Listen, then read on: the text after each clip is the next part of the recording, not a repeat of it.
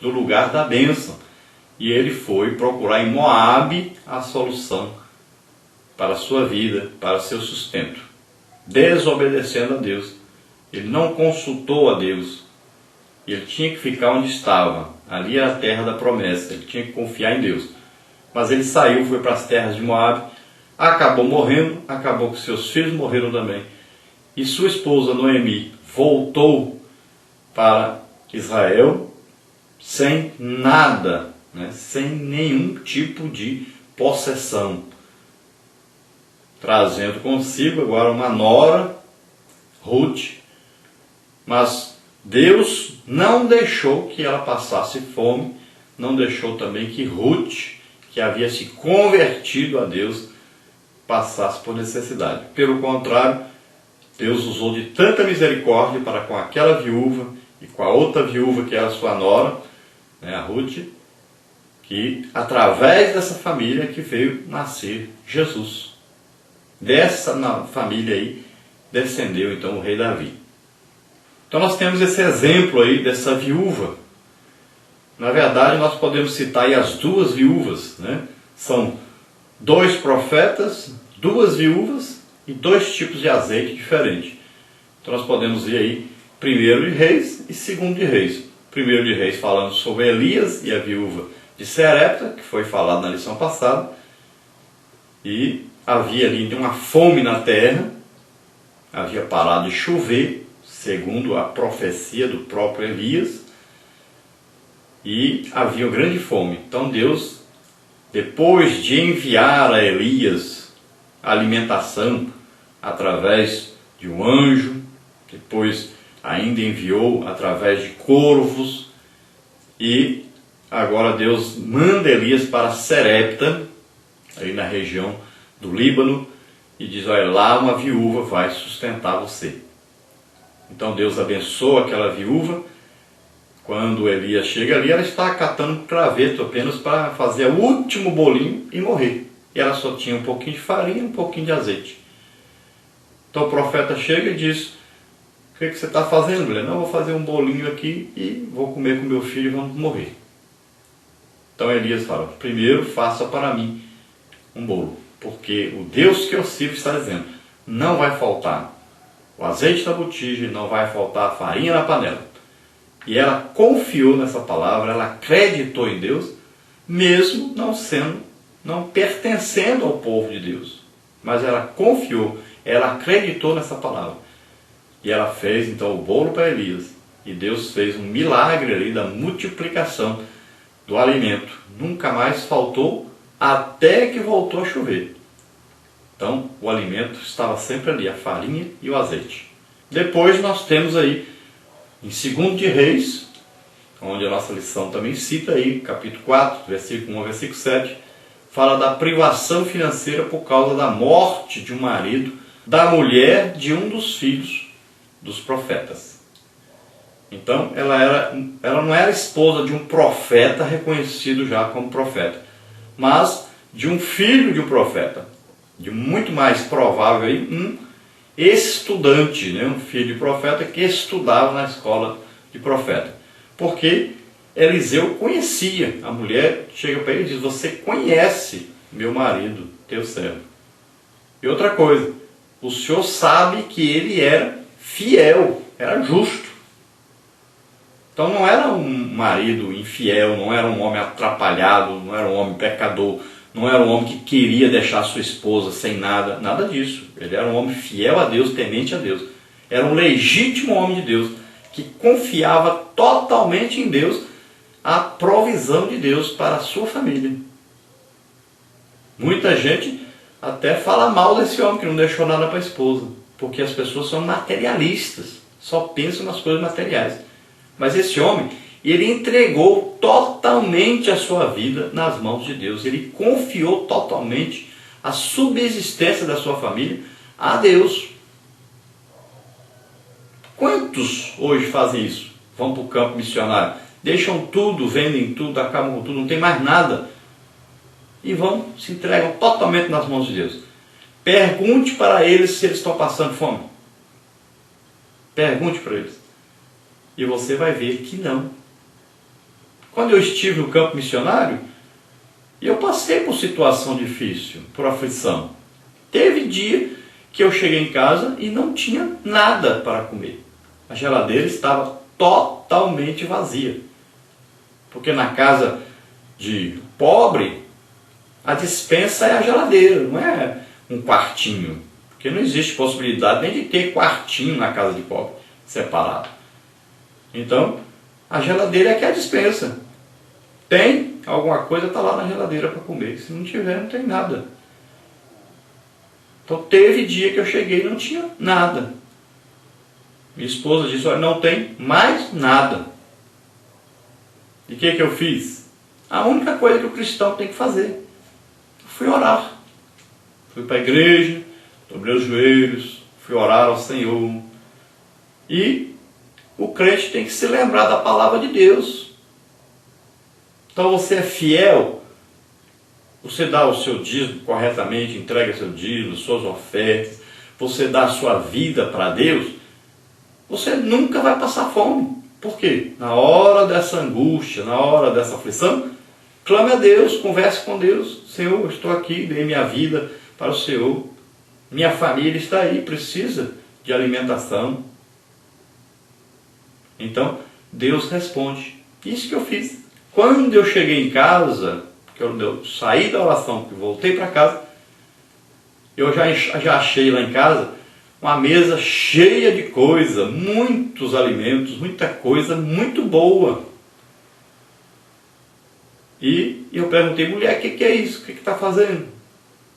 Você foi ao supermercado e fez compra? Porque nós oramos, mas a nossa fé é muito pequena. Nós nem acreditamos na resposta tão imediata de Deus. Então a mulher disse, não, veio aí uma mulher, desceu aí do carro, cheia de coisas, comprou no supermercado, disse que Deus mandou, que nós estávamos precisando, e aí Deus mandou que ela comprasse e trouxesse. Então veja só, Deus supre as necessidades. Isso acontece, gente, é muito. Pergunte aos missionários, que são as pessoas que realmente entregam suas vidas para Deus, que passam por essas aflições. Pergunte. Deus faz milagre, Deus faz tremendas coisas para que o seu servo não passe por aperto, não passe fome.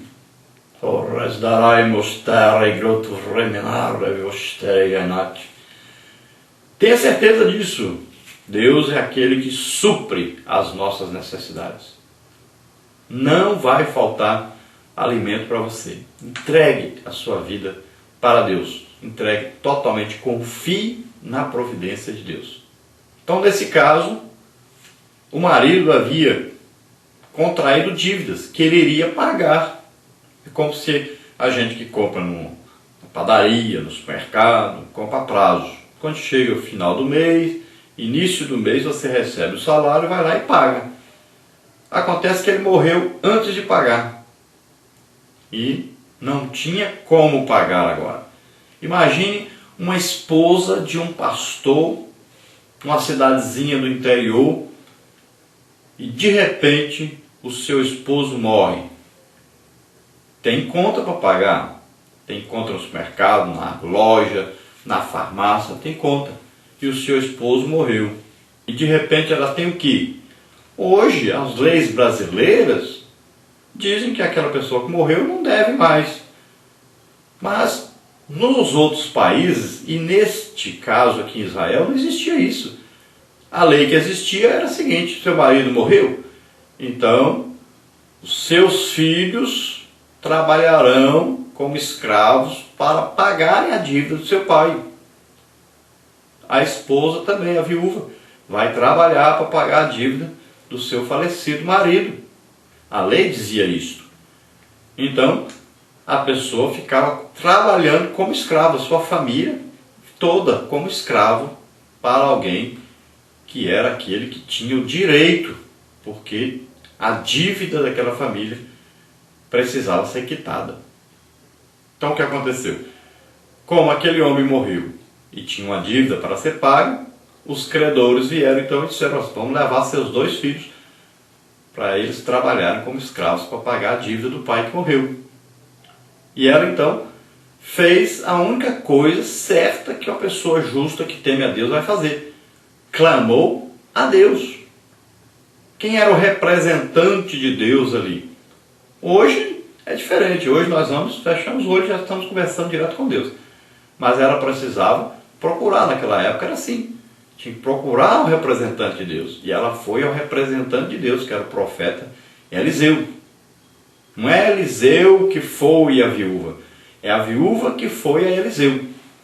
Então ela foi buscar socorro em Deus. Eliseu é o representante de Deus. Então Deus colocou no coração de Eliseu a solução.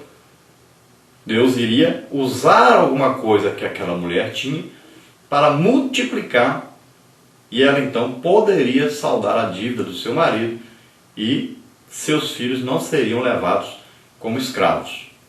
Então Eliseu disse para ela: o que você tem em casa? E ela disse: não tem mais nada. Mas aí, pensando bem, ela se lembrou que tinha uma coisa que tinha sobrado. De tudo tinha sobrado pelo menos uma coisa. Tinha sobrado aquela botijazinha de azeite que o profeta usa para ungir.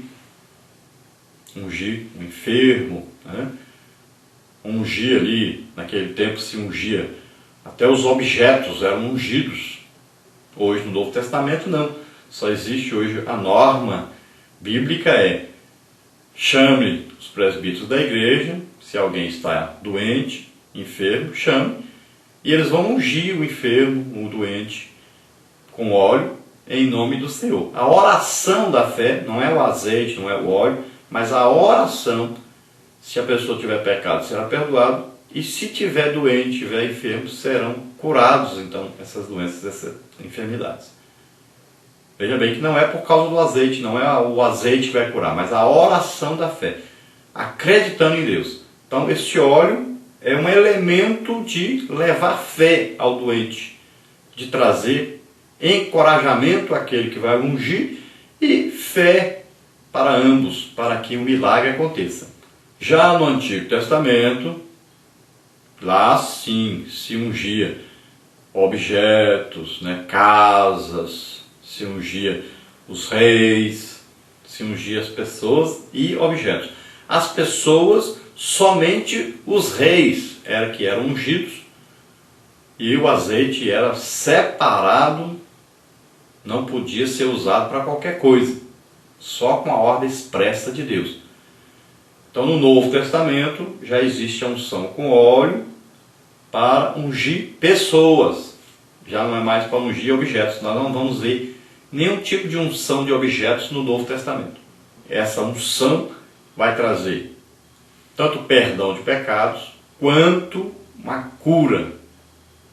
Aí a cura pode ser uma cura física ou uma cura espiritual. Então nós vamos ver que esse óleo, esse azeite de unção era uma coisa cara, não era coisa barata. Então ela era feita com algumas especiarias que você encontra aí na palavra de Deus, essas especiarias. Você encontra aí em Êxodo, capítulo 30, versículos 23 a 30. Então é evidente que o esposo daquela mulher tinha o óleo de unção, não era grande quantidade, ela tinha uma pequena quantidade. Então era uma coisa que não é emergência que Deus pegasse e enviasse, falasse com o profeta e dissesse: vai a tal lugar e faz isso, unge tal, e faz assim tal. Então todos os estudantes ali, todos aqueles que frequentavam a escola de profeta, tinham que ter esse óleo. Então o que ela tinha em casa era aquilo. Então Eliseu disse para ela: então você pegue, vá para casa com seus 2 filhos e peça emprestado aos seus vizinhos vasilhas.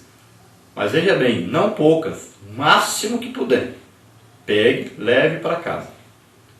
Quando você chegar em casa, tiver já as vasilhas, você vai pegar essa botijinha de azeite que você tem. Primeiro fecha a porta, porque senão o que vai acontecer ali vai chamar a atenção das pessoas.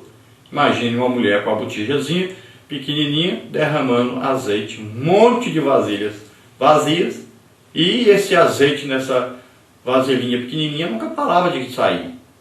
Então se chegasse alguém e visse, opa, também quero, e arranjar vasilha também.